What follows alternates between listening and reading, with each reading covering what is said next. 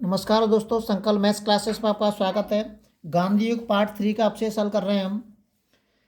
मैंने कल आपको जलियांवाला बाग हत्याकांड की शुरुआत कराई थी। जलियांवाला बाग हत्याकांड 13 अप्रैल 1919 ईस्वी को हुई थी। इस गिरफ्तारी के विरोध में गिरफ्तार कौन हुआ था? डॉक्टर सत्यपाल और डॉक्टर सैफुद्दीन किचलू। इन दोनों की गिरफ्तारी के विरोध में 13 अप्रैल 1919 ईस्वी को अमृतसर में, ये नाम याद रखना है आपको कि कहाँ पे, अमृतसर के जलियांवाला बाग में एक जनसभा आयोजित हुई थी, जिन पर 13 अप्रैल 1919 को बैसाखी के दिन, ये नाम याद रखना है आपको, 13 अप्रैल 1919 को बैसाखी के दिन, ये दिन पूछा जा सकता है आपको, ये इम्पोर्टेंट है। बैसाखी के दिन जनरल डायर ने गोली चलवा दी थी। 1699 ईस्वी को गुरु गोविंद द्वारा अमृतसर में खालसा पंथ की स्थापना हुई थी। ये ध्यान रखना है, जो जिससे संबंधित है, क्योंकि अमृतसर से संबंधित है, इसलिए अमृतसर में मैंने ये इस जगह पे पॉइंट दे दिया है आपको कि 1699 ईस्वी को गुरु गोविंद सिंह द्वारा अमृतसर में खालसा पंथ की स्थापना की गई थी। पंडित जल्ला द्वारा इस बाग का निर्माण करवाया था। इस बाग का निर्माण किसने करवाया था? पंडित जल्ला द्वारा इसका निर्माण करवाया था, इसलिए इसका नाम जलियांवाला बाग पड़ा था। इस हत्याकांड में हंसराज नामक एक भारतीय द्वारा डायर का सहयोग किया गया था। इतिहास गवाह है कि अंग्रेजों ने या मुसलमानों ने हिंदुओं पर जब जब विजय प्राप्त करी है, तो अपने हिंदुओं को धोखा दिया है। अन्यथा हमारा देश कभी मुसलमानों का या अंग्रेजों का गुलाम नहीं हो सकता था। शंकर नायर ने वायसराय की कार्यकारिणी से त्यागपत्र दे दिया। ये याद रखना है आपको कि जलियांवाला बाग हत्याकांड हुआ था, उस वक्त वायसराय की कार्यकारिणी से किसने त्यागपत्र दिया था? शंकर नायर ने। रविन्द्रनाथ टैगोर ने नाइटहुड की उपाधि व सरोजनी नायडू ने केसर ए हिंद की उपाधि वापस कर दी थी। ये ध्यान रखना है कि केसर ए हिंद की उपाधि सरोजनी नायडू के पास भी थी, इसलिए आप कंफ्यूज ना हो। वापस कर दी थी, लेकिन ये कब वापस करी थी ये आपको ध्यान रखना है। ये तो आपको ये कॉमन सी चीज़ हो गई है ये कि नाइटहुड की उपाधि किसने वापस करी थी? रविन्द्रनाथ टैगोर ने।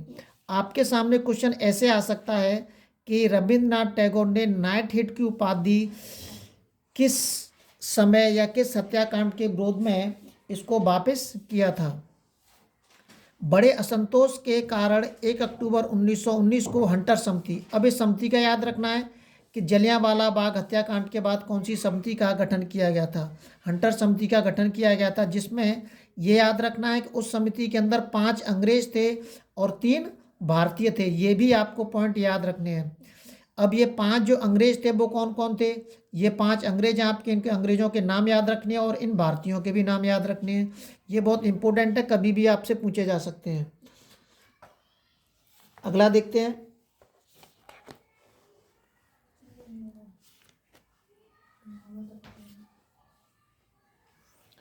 आगे दे रखा है कि हंटर समिति ने मार्च 1920 में अपनी रिपोर्ट प्रस्तुत की थी। इसकी तारीख याद रखनी है इसको कि हंटर समिति ने अपनी जो रिपोर्ट है वो कब प्रस्तुत की थी? मार्च 1920 को।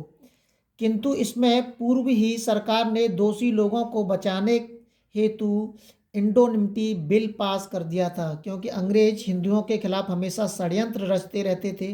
रिपोर्ट में कहा गया कि सरकार का कोई दोष नहीं था।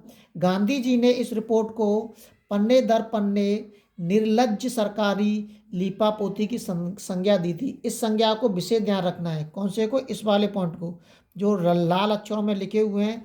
ये सभी पॉइंट इंपोर्टेंट है आपके लिए। जनरल डायर को पद से हटा दिया गया। अब उसको हटा तो दिया गया था, लेकिन ब्रिटेन में उसको शेर की उपाधि दी थी। ब्रिटिश साम्राज्य का शेर, उसको हटा तो दिया था, लेकिन उसको ब्रिटेन में जाके ब्रिटिश साम्राज्य का शेर की उपाधि दी गई थी। इसका मतलब अंग्रेजी जो सरकार थी वो हिंदुओं के खिलाफ छल कर रही थी।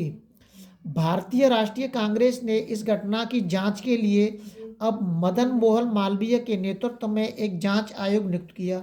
ये भी आपको याद रखना है कि जलियांवाला बाग हत्याकांड हुआ था, उस वक्त भारतीय राष्ट्रीय कांग्रेस ने एक कमेटी गठित की थी जांच के लिए। उसके वो किसके नेतृत्व में गठित की गई थी? ये पॉइंट बनता है। जो कमेटी गठित की गई थी वो किसके नेतृत्व में गठित की गई थी, उसके अध्यक्ष कौन थे, नेतृत्व या अध्यक्ष एक ही बात है, उसके अध्यक्ष कौन थे कमेटी के, ये पॉइंट आपसे पूछे जा सकते हैं। अब इनके अलावा मदन मोहन मालवीय के अलावा आपको ये नाम भी याद रखने हैं कि उस कमेटी के जो सदस्य थे वो कौन कौन थे, पंडित जवाहरलाल नेहरू, गांधी जी, अब्बास तैयब जी, CR दास और उपल जयकर। आपको ये नाम याद रह सकता है, ये भी रह सकते हैं, लेकिन ये वाले नाम पूछेंगे, ये ध्यान रखना। जिन नामों को हम कभी महत्व नहीं देते हैं उन्हीं नामों को वो पेपर में पूछ लिया करते हैं। रिपोर्ट में डायर की निंदा की गई, मृतकों के परिवारों को आर्थिक सहायता की मांग की, लेकिन सरकार ने इसकी तरफ कोई भी ध्यान नहीं दिया। गांधी जी ने असहयोग आंदोलन चलाने का निर्णय लिया। अब आपको ये ध्यान रखना है कि गांधी जी ने असहयोग आंदोलन चलाने का जो निर्णय लिया था वो कब लिया था और किस आंदोलन के बाद लिया गया था, आपको ये ध्यान रखना है। इसी समय पंजाब में चमनदीप के नेतृत्व में एक डंडा फौज का गठन किया गया था, ये याद रखना है। इसके बाद आता है खिलाफत आंदोलन। ये जो आंदोलन है ये आपको क्रम से याद रखने हैं, इनका क्रम भी पूछा जा सकता है, वो क्रम आगे पीछे दे देगा और आपको सामने ये रख देगा और पूछेगा कि इनका क्रम बताइए, इसलिए आंदोलनों के क्रम आपको पता रहना चाहिए। अगले वीडियो में हम खिलाफत आंदोलन के बारे में बताते हैं। चैनल को शेयर और सब्सक्राइब करना न भूलें।